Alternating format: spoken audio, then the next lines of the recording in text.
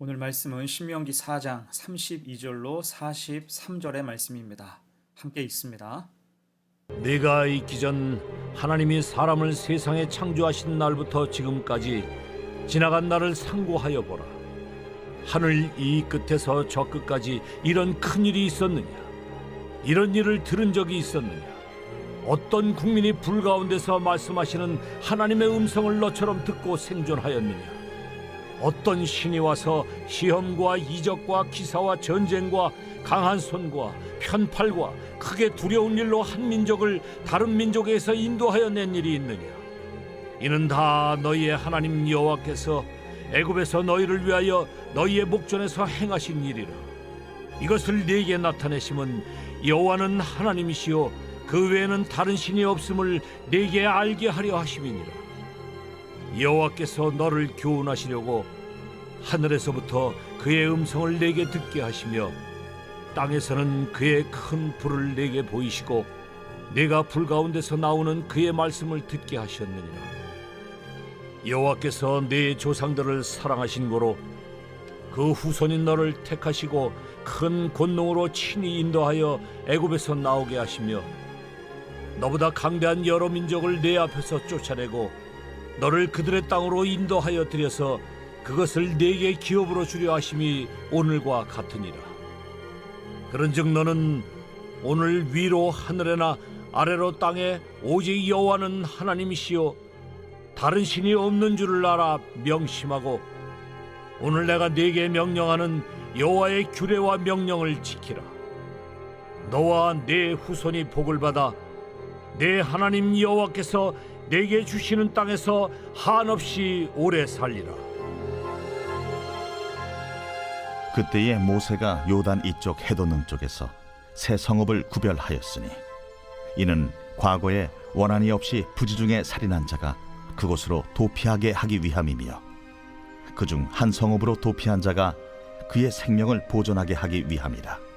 하나는 광야 평원에 있는 베셀이라 루벤 지파를 위한 것이요 하나는 길르앗 라못이라 갓 지파를 위한 것이요 하나는 바산 골란이라 므낫세 지파를 위한 것이었더라. 굳건하게 신앙을 지키는 길이란 제목으로 말씀 증거합니다.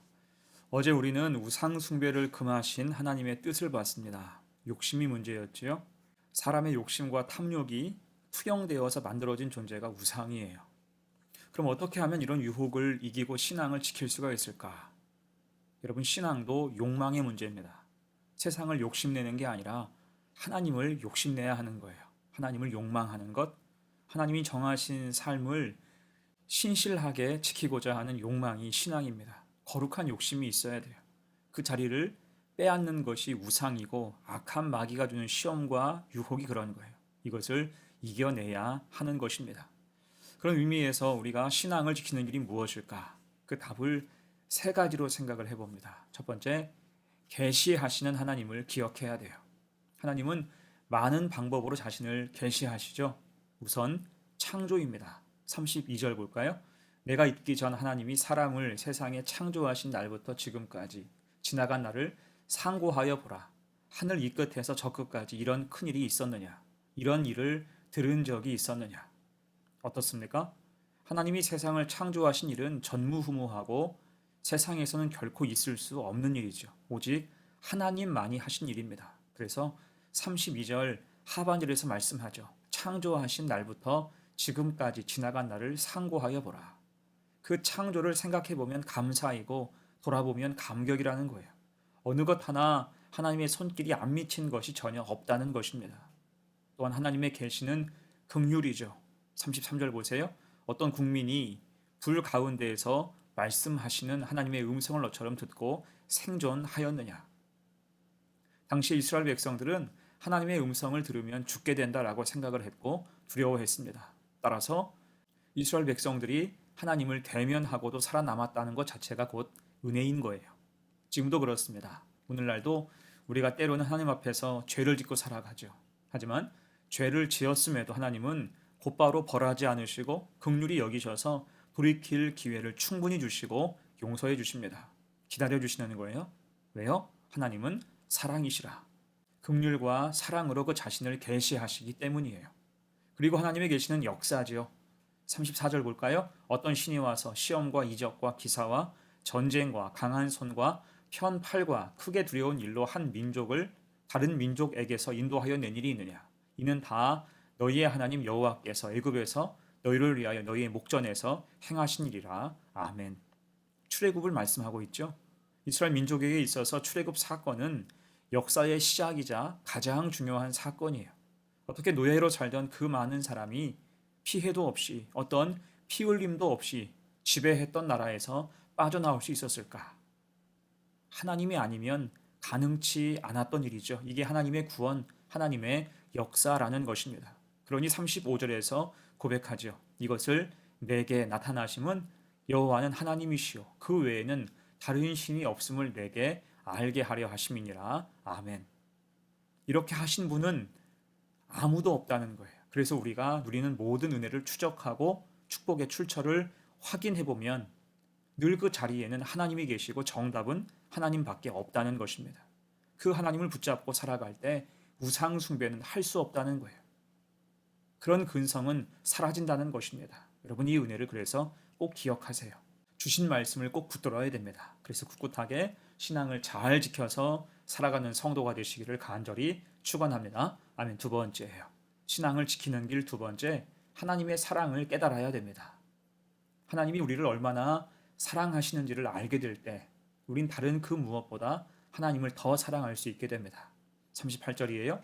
너보다 강대한 여러 민족을 내 앞에서 쫓아내고 너를 그들의 땅으로 인도하여 들여서 그것을 내게 기업으로 주려 하심이 오늘과 같으니라. 아멘. 지금 이스라엘 민족의 입장에서 너무 감사한 게 무엇입니까? 38절에 써 있죠. 너보다 강대한 여러 민족을 내 앞에서 쫓아내고. 이스라엘 민족은 사실 여러 민족 중에서 철저한 약자에 해당했습니다.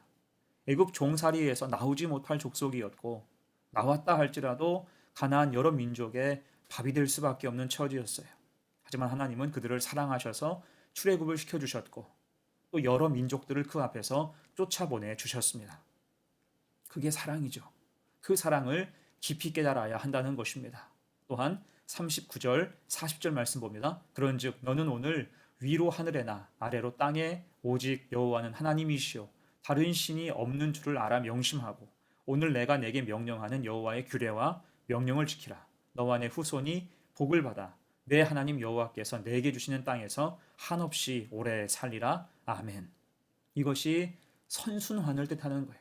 하나님의 사랑을 깨닫고 하나님의 하나님 되심을 기억할 때 또한 하나님이 주신 규례와 명령을 지켜 살아갈 때 그를 통해서 복을 받고 하나님께서 허락하신 땅에서 한없이 오래 살리라. 이것이 하나님 주시는 평안함, 하나님을 사랑하는 사람이 받는 축복이라는 것입니다. 이 사랑 안에 늘 거하는 성도, 하나님을 사랑하여 합당한 복을 받는 성도가 되시기를 간절히 축원합니다. 아멘. 자, 마지막 세 번째입니다. 신앙을 지키는 길 세 번째, 자비를 베풀 수 있어야 됩니다. 지금 하나님은 쭉 계시와 사랑을 말씀하시면서 그 말미에 도피성에 대해서 말씀하세요. 왜 갑자기 도피성에 대해서 이야기하실까? 왜 말씀을 이렇게 배열하셨을까? 그것은 하나님 백성으로 세상을 살면서 그 자비하심을 똑같이 보이라는 뜻입니다. 41절, 42절 봅니다. 그때에 모세가 요단 이쪽 해 돋는 쪽에서 세 성읍을 구별하였으니 이는 과거에 원한이 없이 부지 중에 살인한 자가 그곳으로 도피하게 하기 위함이며 그중 한 성읍으로 도피한 자가 그의 생명을 보전하게 하기 위함이라. 아멘. 여러분 본래 도피성은 부지 중에 살인한 자가 정당한 재판을 받을 수 있게 한 장치예요. 눈에는 눈, 이에는 이라는 원칙으로 실수로 살인한 자까지도 잔인하게 복수하는 것을 미연에 방지하기 위함이었지요. 그래서 도피성의 바탕은 무엇입니까? 하나님의 자비하심인 거예요. 그렇게 우리 인생도 하나님의 자비하심으로 가득한 것입니다. 만약에 우리가 저지른 죄악대로 하나님이 우리를 그대로 심판하셨다면 우린 아마 뼈도 못 추릴 것입니다. 자비하심으로 용납하셔서 또한 십자가의 은혜로 구원해 주셔서 우리가 주님 앞에 서게 된 거지요. 곧 성도는 늘 하나님의 통치, 그 다스림 속에 있어야 한다는 것입니다. 마땅히 우리도 사랑하며 살아야 한다는 거예요. 아무리 세상 속에 살아도 세상의 법이 아니라 하나님의 통치, 하나님의 다스림만이 사람을 사람 되게 하고 교회를 교회 되게 하며 그 공동체를 올곧게 세우게 할 수 있다는 것입니다. 우리가 그런 삶을 사는 성도, 하나님의 마음을 가지고 이 땅을 사는 성도가 되시기를 간절히 축원합니다. 아멘. 이제 말씀을 마무리합니다. 오늘 말씀은 우상이 가득하고 가증한 것들이 특세하는 세상에서 믿음을 지키면서 사는 방법을 알려주고 있습니다. 성도는 하나님을 가장 사랑할 때 우상을 숭배하지 않게 되는 거예요. 더 강한 욕구가 있을 때 그보다 못한 욕구를 충분히 이겨낼 수 있기 때문이죠. 또한 우리를 사랑하신 하나님을 기억하고 깨달아야 됩니다. 그리고 그 사랑과 은혜를 받은 사람으로서 우리는 자비를 베풀며 살 수 있어야 돼요. 이게 적극적으로 신앙을 지키는 방법이라는 것입니다. 그러면 사는 날 동안 우리는 하나님의 사랑에서 이탈함 없이 평안을 누릴 수가 있는 거예요. 한없이 오래 살리라. 굳건하게 신앙을 지킬 때 하나님은 반드시 우리의 삶을, 우리의 영혼을 굳건하게 붙들어 주실 것입니다. 그렇게 주의 은혜 가운데 한없이 크신 축복 속에 사는 성도가 되시기를 간절히 축원합니다. 아멘. 함께 기도합니다. 하나님 아버지, 이스라엘 백성들에게 들려주신 그 음성, 그 사랑을 깨닫고 우리도 바라보게 하시니 감사합니다. 험한 세상, 우상이 가득한 세상 속에서 신실하고 굳건하게 믿음을 잘 지키게 하옵소서. 말씀에 순종하여 주신 사명을 잘 감당할 때 우리에게 복 주시고 한없이 오래 살리라. 하나님의 은혜로 충만한 삶을 살게 하옵소서. 감사드리며 예수님의 이름으로 기도합니다. 아멘.